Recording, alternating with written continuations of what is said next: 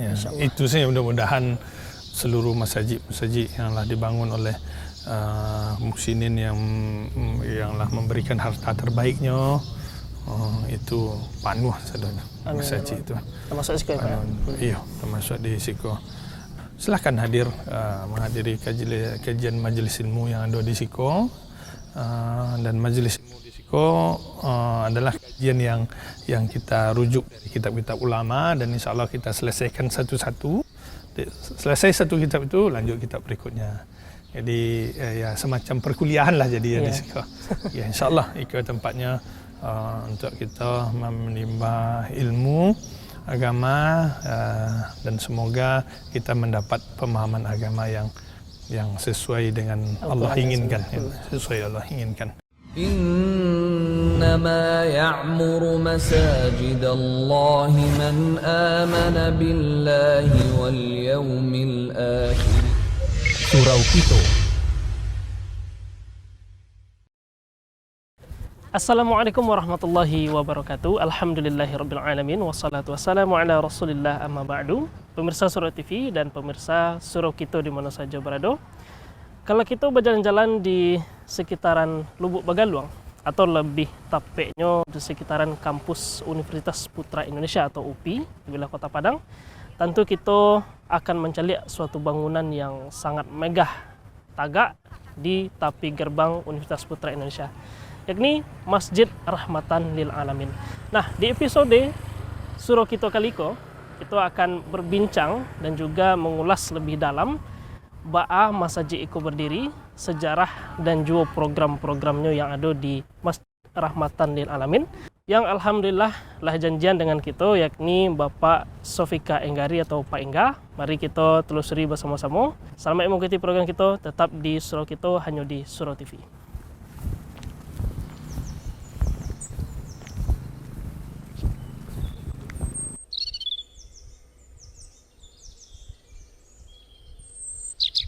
Pemirsa Surau TV di mana saja berada, alhamdulillah kini kita telah bersama salah seorang pengurus Masjid Rahmatan Lil Alamin, yakni Bapak Sofika Enggari, atau lebih kita panggil atau lebih kita kenal dengan panggilan Pak Engga. Assalamualaikum Pak Engga. Waalaikumsalam warahmatullahi wabarakatuh. Siapa? Alhamdulillah. Alhamdulillah Pak, kita berkesempatan berkunjung ke Masjid Rahmatan Lil Alamin kini Pak. Alhamdulillah. Luar biasa megah ya Pak. Masya Allah. Insya Allah Habib Nio lebih menelusuri ke Pak, Ba'a Masjid gitu. Mungkin bisa kita mulai dengan bahas sih Pak sejarah dibangunnya masjid gitu ke Bapak. Bismillah. Assalamualaikum warahmatullahi wabarakatuh. Sebelumnya Ambo mewakili dari yayasan, dalam hal itu pembina yayasan Bapak Dr. Muhammad Ridwan, untuk menyambut kedatangan dari kawan-kawan di program Surau Kito. Iya, Surau Kito. Nah, beliau nitip salam. Semoga kegiatan Surau Kito berjalan hendaknya lebih baik dan memberikan kontribusi yang banyak untuk umat. Amin.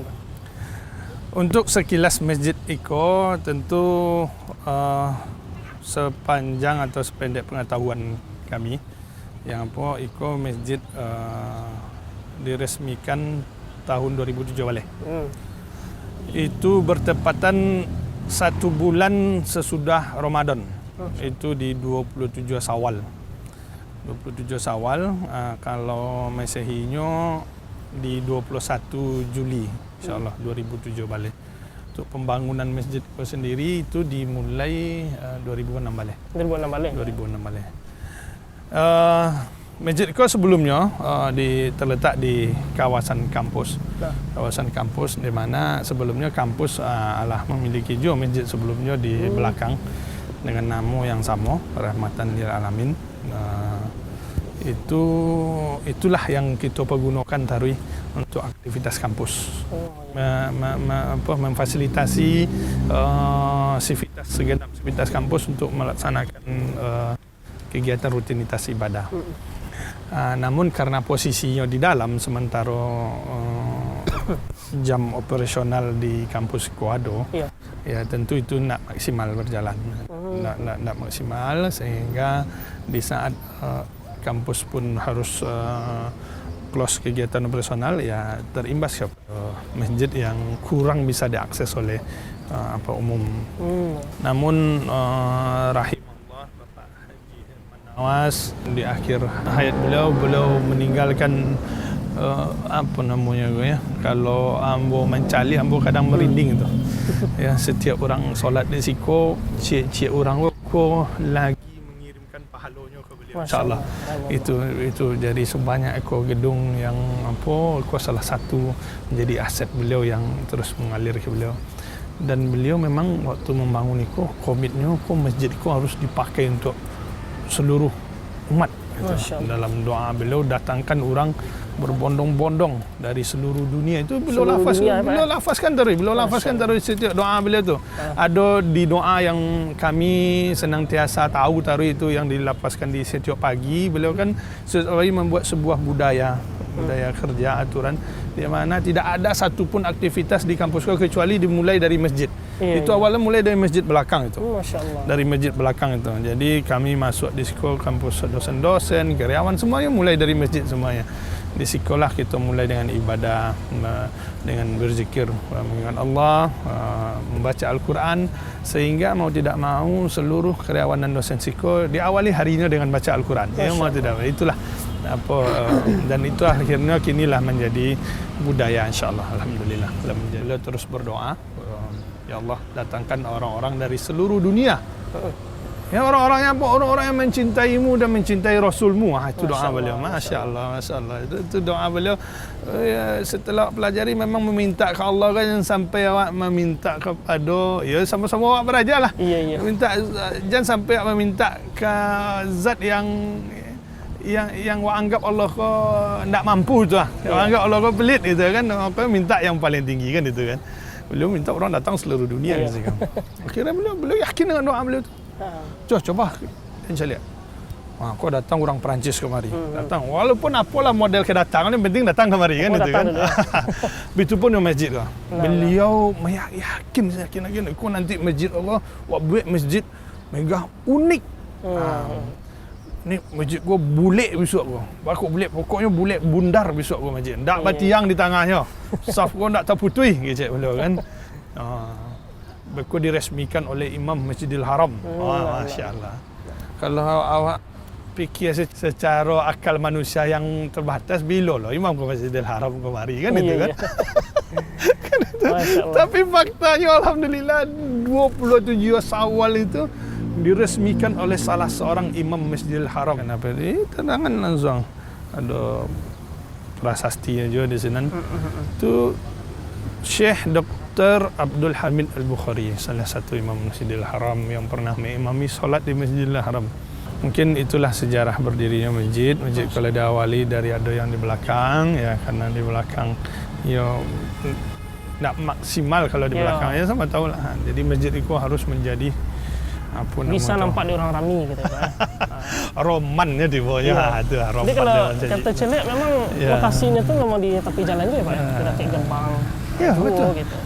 Dicari sampai yang paling strategis dari lahan itu. Masya-Allah. Sinan didirikan masjid. Masuk ke kampus UPI, anda langsung ke kampusnya, nampak kan? Masjid gitu nampak dulu. Mudah-mudahan nanti ikut ditiru oleh saudara-saudara awak yang lain, ya ambo pun berniat, awak pun berniat, kalau awak punya sedikit kelapangan yang terbaik itu kan awak diajar agama awak tu.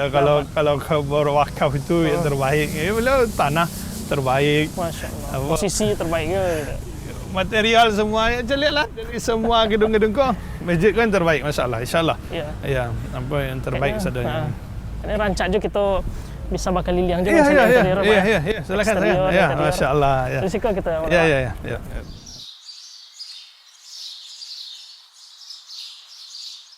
Alhamdulillah, kita lah di teras nih ya Pak. Ya. Kalau dipandang-pandang ornamennya luar biasa juga Pak. Iya, masya-Allah. Jadi yang Ibu gambarkan tadi itu memang beliau pun rahimahullah Pak Haji Herman Nawas memang memastikan setiap material yang dipakai di masjid kau pastikan yang terbaik dari Yang material. terbaik. Hatta walaupun hingga di rumah-rumah beliau. Masya Allah. Kau yang paling baik materialnya. Nah, Masya paling Allah. di rumah Allah tentunya Pak ya. Itu saya pesan beliau ya. Iya, iya. Kau bangunan material kau yang paling baik sebenarnya. Masya Allah. Kacau apa? Itu pesan beliau. Masya Allah. Masya Allah. Iko nan sempat apa singgung tadi sekitar terkait dengan peresmian betul. Pak ya. Ya. Kalau dicari pembangunan kecap tadi 2006 balik. 2006 balik. 2007 balik kalau diresmikan lumayan capek juga Pak. Ya. Masya Allah. Jadi salah satu apa beliau ya budaya yang dia ciptakan itu memang beliau tu dah ingin kalau beliau sudah sesuatu fokus kerjakan cepat. Masya Allah. Kalau ingin apa berarti Allah sedang beri kemampuan. Bangun itu berarti sedang Allah beri kemampuan. Beliau nak main dan beliau apa namanya memang serius dalam ikut. Rata-rata gedung-gedung di situ seperti yang itu pasca gempa 2009 itu hanya 10 bulan kurang lebih 10 bulan kurang lebih apa. 2006 balik diresmikan oleh diresmikan oleh Syekh Dr. Hasan Abdul Hamid Al-Bukhari. Masya Allah. Ya. Memang beliau khusus datang kemari untuk meresmikan masjid atau apa ceritanya Pak? Masya Allah.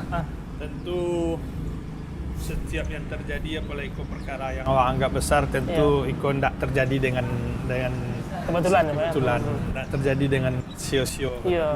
Pasti ada yang melatar belakangi hal itu. Kalau tentu iko sudut pandang ambo lah ya. Kalau sudut pandang ambo kejadian ya. Yang pertama beliau datang ke Sumatera Barat memang bukan untuk meresmikan masjid, bukan untuk meresmikan masjid. Tapi seperti yang ambo datang, masjid itu diresmikan oleh Imam Masjid Al-Haram itu tentu tidak suatu kebetulan. Itu kan tentu tidak ada satu yang sia-sia tiba-tiba ada pasti setelah ada yang melatar belakangi bahkan jauh sebelum apakah 10 tahun atau 5 tahun atau setahun atau sehari sebelum pastilah di latar belakang. Dan itu berjalan segala dengan takdirnya Allah. Nah, mengenai peresmian Iko masjid Iko 3 hari sebelum diresmikan itu mungkin masih 90% lah pekerjaannya. Alun selesai pekerjaannya. Namun beliau terus berdoa. Dan beliau yakin kau akan diresmikan oleh Imam Masjidil Haram. Imam Masjidil Haram. Yang ambo pribadi yang saya tahu ambo beberapa tahun sama beliau. Belum dapat kontak si Imam Masjidil Haram juga. Saya akan menghubungkan dia beliau. Iya. Namun tiba-tiba Allah takdirkan ada acara ulama sedunia pada waktu itu yang pusatnya kalau tidak salah waktu itu masih di Grand Inamara kan. Hampir seluruh ustaz awak banyak, bahkan ada Bocali, ada Ustaz Khalid dia datang waktu itu seluruh. Dan salah satunya adalah Imam Masjidil Haram. Masya Allah. Imam Masjidil Haram, dan beliau kan memang dengan Pak Wali Kota waktu itu, sekarang beliau jadi apa kan? Jadi gubernur. Pak Wali Kota kan memang dekat Pak Meldi dalam hal ini. Dekat beliau dan yang komunikasi beliau lah terbawalah Imam Masjidil Haram untuk meresmikan. Udah, oleh itu kita harus resmikan. Kapan bisa beliau datang resmi? Hari itu, 3 hari sudah. Hari itu harus datang. Ini karpet datang, semuanya dipakai. Akhirnya dari 90% itu 3 hari jadinya nanti lihat aja di YouTube nanti seperti apa masjid ini diresmikan. Tidak ada perubahan seperti yang sekarang ini. Kecuali hanya beberapa sedikit ornamen yang belum terpasang. Itu aja. Itu memang Allah yang mudahkan semuanya. Sejak diresmikan itu sampai kini aktif seperti yang dilihat sejak itu. Walaupun sembari ada kerajo-kerajo di dalam meresmikan itu, tapi tetap aktif. Masya Allah. Kalau kita bisa lihat tentunya kekuatan doa itu luar biasa ya Pak ya. Doa itu luar biasa.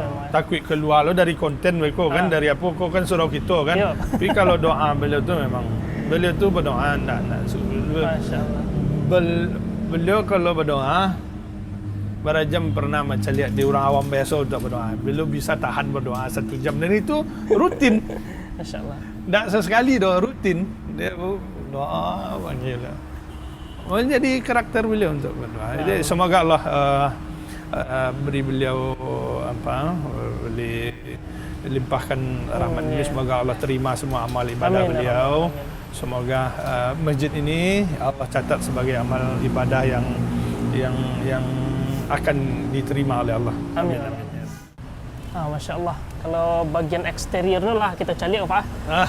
Ini kalau interiornya boleh kita calik. Ya, silakan. Insyaallah. Bismillah. Kaki suuk masuk sajid tu nak.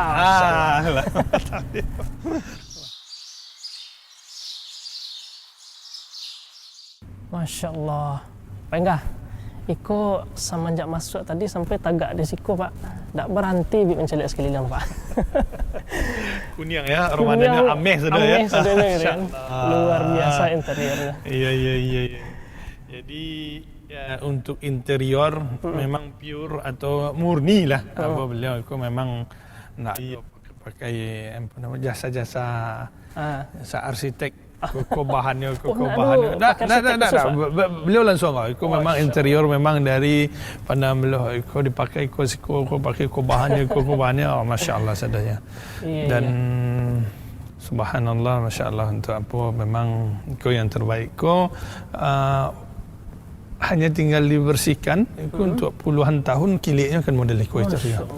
Tinggal dilap dan dia apa. Jadi memang itu kualitas kalau seandainya memang rancak dari awal gitu lagi ya.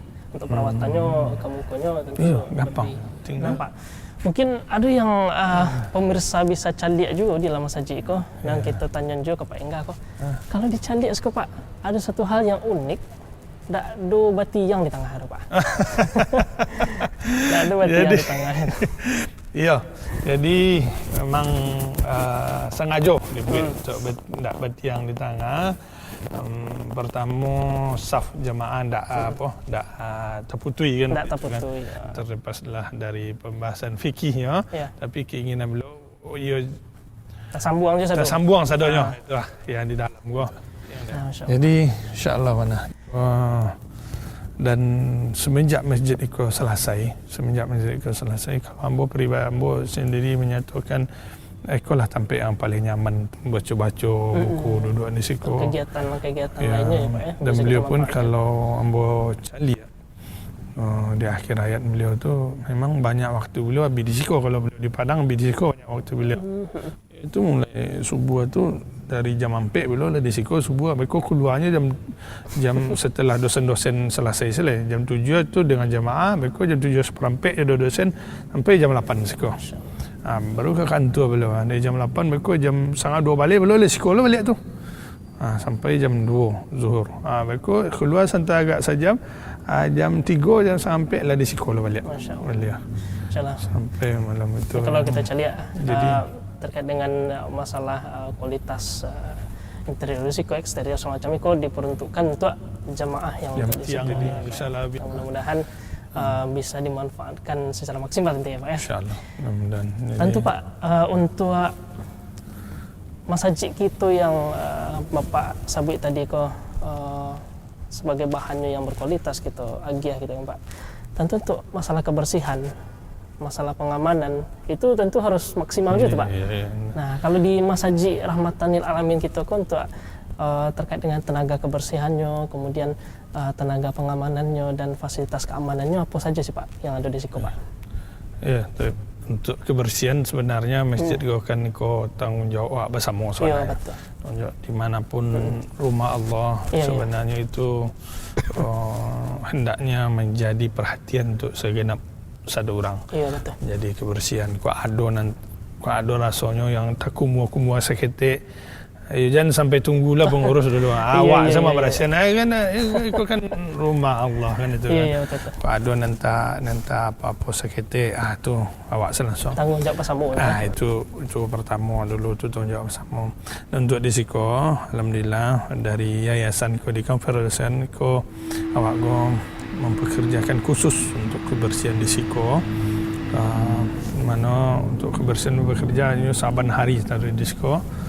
Jadi ndak orang sambilan itu kan, ndak sambilan atau ya kalau yang biasanya nak ngagarin kau kan dari kawan mahasiswa misalnya karena sambil kuliahnya merawat masjid, tapi kau memang khusus memang khusus, memang orang profesional itu, memang karajo, memang iko sebagai pekerja dia pun di situ. Jadi memang fokus beliau untuk bersihkan iko. Toilet tu kalau ikut toilet yang paling utama, yang paling urgent mana senang. Pertama ikut sampai bersuci awak ya. Iya. Semaksimal mungkin harus bersih lah. Iya betul. Karena ada lo standar orang. Calik tampik tu calik toiletnya kerja orang kan. Iya. Pernah juga dengar gitu, Pak. Iya. Jadi ya terlepas lah dari itu, yang penting itu harus saya jaga kebersihannya. Karena ajaran awak memang sangat identik dan menuntut awak untuk berahsia tadi kan itu kan. Untuk berahsia. Itu di toilet tu harus diberahsia minimal. Kumua nak kumua harus diberahsia dengan program yang sama itu 2 kali sehari. 2 kali sehari. Untuk subuhnya atau sesudah solat Isya tu lah berahsia orang kerja tu. Iya. Untuk subuhnya. Masyaallah. Untuk zuhurnya, aku jam segini aku kurang membersihkan toilet. Aku tu 2 kali sehari ya. Zuhur, asar, maghrib, isanya. Aku untuk subuh, untuk solat subuh. Jadi yang lebih dimuliakan orang solat subuhnya dia dapat yang berahsia tadi kan itu kan. Dan yang paling penting mana memang di masjid ko memang tak boleh warna untuk orang merokok tu, tak boleh warna itu. Karena rokok ko sendiri pertama asoknya meninggalkan bau. Asoknya tak sedar orang suka je bau tu dah. Dan asok tu tak bisa diambil dah. Macam cara ambilnya asoknya. Rokoknya sekitar masjid asok tak boleh masuk dalam tu, tak bisa lah kan. Masuk angin masuk lah. Otomatis masuk. Jadi bau. Kedua, biasanya kalau yang awak cari kebanyakan budaya orang merokoknya tak peduli jual abu rokok kau. Peduli dah. Asbaknya lihat doh. Kadang seketik separuh masuk ke asbak, separuh lagi keluar apa ya leh. Atau tak ke karpet lagi. Beko kalau lah puntung rokoknya menganggap itu tak sarok saya doh. Itulah tabang ke mahkamah ada. Jadi kok di lingkungan masjid kau memang tak boleh mana untuk merokok. Ditekankan mana ya Pak? Ditekankan mana? Ya, ditekankan mana. Memang tak boleh mana untuk merokok. Dan khusus di dalam itu memang untuk makan minum dihindari. Tapi bukannya awak nak sampai makan, awak menyediakan berbuka tadi. Fasilitasi berbuka. Di bulan Ramadan itu selama Ramadan difasilitasi berbuka tadi. Tapi di selasar luar tu. Di selasar. Tu beko menjelang berbuka awak sediakan karpet. Bahkan setiap harinya disediakan minum kopi teh di bagian luar ya Pak ya? Bagian luar. Dengan catatan di dalam gua enggak. Jadi bukan dalam. Karena awak ada karpet yang cukup sensitif dengan cairan kan itu kan. Kalau lama-lama baraya ada tu apanya. Jadi itulah. Masya Allah Pak. Kalau untuk interior eksterior lah kita bahas kita banyak ya Pak ya. Ini terkait dengan program Pak. Karena kita kan masjid itu kalau kita cari kan berada dalam lingkungan kampus juga Pak. Betul. Tentu untuk kegiatan ada yang terlibat masyarakat di luar atau ada juga masyarakat di dalam kampus. Betul. Yang pertama untuk program kita yang ada di masjid itu di bagian internalnya apa aja yang ada Pak? InsyaAllah. Itu yang utama mana tiba kalau program kan tentu utama mana. Fasilitas sekolah pendukung salah kan itu. Tentu yang namanya masjid yang program utama tentu untuk ibadah kan itu kan. Alhamdulillah 5 waktu siko terbuka untuk umum saja. Masya-Allah. 5 waktu solat 5 waktu untuk sebenarnya. Jadi kalau tadi bertanya kok dibagi untuk internal karena iko berkaitan dengan kampus kan itu. Internal dan umum. Kalau mau cari aku ya umum kegiatan umum ampamo 90%. Yang kegiatan internal kampus itu yang mau sampaikan dari awal itu kegiatan pagi awak dosen-dosen di situ. Dan itu jadi pagi dosen tak ada, karyawan tak ada memulai aktivitas kecuali di kampus. Itu yang khusus internal. Ini semuanya untuk semuanya buka untuk umum. Untuk kawan-kawan mahasiswa, dosen semuanya panggil. Itu untuk kegiatannya. Kemudian untuk program kabarnya program kajian pun ada di situ Pak. Insyaallah, alhamdulillah. Jadi mungkin detailnya bisa disampaikan Pak. Iya. Jadi sesuai namanya mungkin rahmatan lil alamin ya kan. Rahmatan lil alamin ko kalau orang awam artinya kan rahmat untuk seluruh alam kan itu. Ya, kalau awak orang Islam rahmat seluruh alam tu tidak ada yang lain yang rahmat untuk seluruh orang kecuali Al-Quran dan sunnah Nabi gitu kan itu. Tidak ada leh. asalkan Al-Quran kau diterapkan, sunnah Nabi dijalankan, pasti rahmat untuk seluruh alam. Apapun alam, agak samui. Rahmatnya kalau itu tu. Kalau Al-Quran kan itu inti sebenarnya, ya kan. Kalau ada yang terganggu, kalau ada yang merugikan orang, pastikan itu pasti agak bersebarangan saja Al-Quran. Atau bersebarangan saja sunnah. Oh, takut orang, ada orang yang membawa bom bunuh diri, itu dipastikan tu bersebarangan je Al-Quran. Ya cuman caranya jamaah awak kau tahu iko yo sesuai jo Al-Quran, iko sunnah tentu harus diajan gitu. Ya untuk majan itu yo tentu wak cari guru awak yang paling Allah rekomendasi itu Nabi Muhammad kan, Nabi awak kan sallallahu alaihi wasallam. Ya dengan majlis-majlis ilmu itu. Ya makanya itu yang laksanakan di sini. Dilaksanakan majlis ilmu itu, majlis ilmu yang laksanakan majlis ilmu yang sesuai dengan Al-Quran, sunnah, terbuka untuk umum, ilmiah, bisa ditanya, tak majak ke ambo, tak majak ke siko, hanya majak ke Al-Quran dan sunnah. Dan tak eksklusif ya Pak? Tak eksklusif. Tak ada jam-jam khusus, tak ada. Di-share tarui. Masya Allah. Bisa dicalik-calik. Ada, kalau tak salah ada Facebook ada Facebook, ada Instagram. Di-share tadi. Hadir, wak majak hadir tadi. Seluruh kalangan wak ajak hadir tadi. Iya. Dan di akhir pengajian tetap Ustaz kau wak kasih, kalau dia bertanya tolong jawab secara ilmiah. Kalau ada apa, tak pernah ada yang ditutup-tutupi. Nah, Pak. Itulah apa. Iya. Jadi itu untuk program. Jadwalnya mulai dari hari apa saja Pak? Untuk jadwal kajian itu, Masya Allah, hampir setiap hari. 2 kali sehari. 2 kali sehari, kecuali Senin dan Kamis. Gitu. Itu pun Senin dan Kamis karena malamnya babuko. Iya. Babuko, fasilitasi babuko. Subuhnya tiap hari. Subuhnya tiap hari. Hari Ahad libur. Hari Ahad libur. Hari Ahad libur, Senin sampai Sabtu tu kajian subuh. Memang program-program Pak Buek. Kalau kini masuk ke program tahsin tiba. Tahsin. Ada program bahasa Arab. Kalau malamnya memang Wak bagi tema. Hari Senin ada kajian fikih, kajian adab, kajian akidah misalnya. Kalau selesai kitab itu Wak carilah kitab lain lihat. Iya. Selesai tetap berlanjut. Ya, catatannya asalkan sesuai dengan Al-Quran dan Sunnah, insyaallah. Masya Allah. Dan ranahnya ilmiah kan awak di kampus kan ranahnya ilmiah kan. Sadunya harus ilmiah. Iya. Awak mengecek dak pakai cek awak dah rosak buktian ya kan. Cara membuktian itu yo literasi, dalil keadaan, yo apa kan literasi agama. Tak ada lain kecuali Al-Quran dan Sunnah. Masya Allah. Itulah. Tentunya masyarakat dan menyaksikan program kini bisa untuk datang ke masjid itu dan untuk ikut kajian setiap harinya. Kecuali hari Senin, Kamis dan Sabtu. Kalau ada yang ragu, datang saja. Awak terbuka untuk umum. Tak ada awak pernah membatasi. Tak ada yang pernah membatasi. Cuman awak masuk masjid, awak sarankan solat tahiyatul masjid dulu. Itu waktu awak sarankan dulu kan. Nah, syaratnya itu saja. Masuk masjid, solat tahiyatul masjid dulu. Satu duduk majlis ilmu. Duduk majlis ilmu lagi. Okey. Bahkan semuanya itu ada minuman disediakan oleh yayasan, oleh keluarga beliau. Alhamdulillah keluarga beliau melanjutkan program dari beliau itu. Nah, itu coba di dalam kegiatan kita kan banyak Pak. Nah, untuk pendanaannya sendiri Pak untuk keberlangsungan kegiatan kita di masjid kita gitu kan kita lihat dalam seminggu tu setiap hari ada 2 kali kajian ya Pak. Kemudian iftar jama'i juga ada Senin Kamis gitu ya Pak. Nah, mungkin seketika kita tanya ke Pak gitu ya.